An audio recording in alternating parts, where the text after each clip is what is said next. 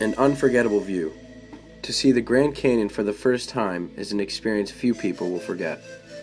The canyon vista, with its incomprehensible size, deep color, and rich display of rock layers, is unmatched by any natural display on Earth. But while the rock formations may seem arid and lifeless, the Grand Canyon is home to an astounding variety of creatures.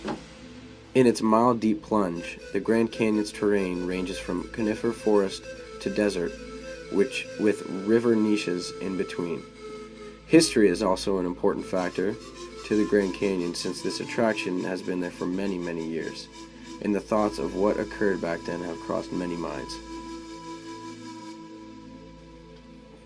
These different habitats allow a great diversity of wildlife to live throughout the canyon.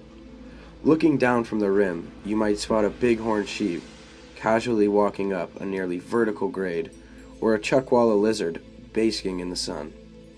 At the bottom, you might catch a glimpse of the Colorado River as it rushes along the canyon floor. The canyon is a monument to its own creation, owed mostly to the mighty Colorado River. Flowing from the Rocky Mountains to the Gulf of California, the Colorado River is the carving force behind this 277-mile-long chasm. This water source is also the lifeline for the many animals that live at the base of the canyon. From there, you can follow the 6,000-foot walls as they rise from the water, a visual chronology of the 6 million years it took to form the canyon. From forest above to desert below, the Grand Canyon is made up of environments of the most extreme nature, and both resident animals and visiting humans must adapt to them. Above the canyon, floor-birds and bighorn sheep enjoy life on the literal edge, as sheer cliffs drop thousands of feet below. Several thousand feet down, Gila monsters hunt for Gambel's quail nests in order to devour the eggs. Walking the canyon can be more demanding for humans than wildlife, since most visitors have never experienced this kind of dry, thin air, high altitude, and frightening vertical drop. A hike down the rocky steps is not as easy as it looks from the top. While the rock face is a little more than 1 vertical mile, the walk is 7 miles long. Switchback trails take the sting out of the slope, but they lengthen the distance to your destination. Add to this a startling elevation of 9,000 feet above sea level on the north rim, and your heart might start racing rather quickly, especially on your return ascent. If you make it to the canyon floor at the river, you are still about 2,500 feet above sea level. Water is essential and scarce. Even though the Colorado River can flush thousands of cubic feet of water per second through the canyon, not a drop is potable. The Grand Canyon National Park Service provides water stations during the summer, but recommends that hikers take at least a gallon of water on a day hike, since the dry Arizona air can quickly draw moisture out of a body. History, on the other hand, is another aspect that is very interesting.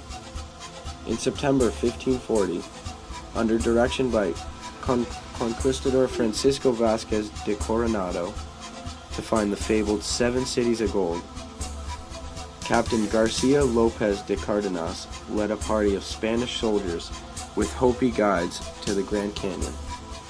More than 200 years passed before 2 Spanish priests became the second party of non-Native Americans to see the canyon.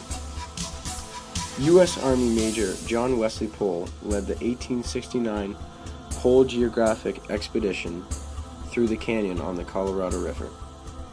This and later study by geologists uncovered the geology of the Grand Canyon area and helped to advance that science.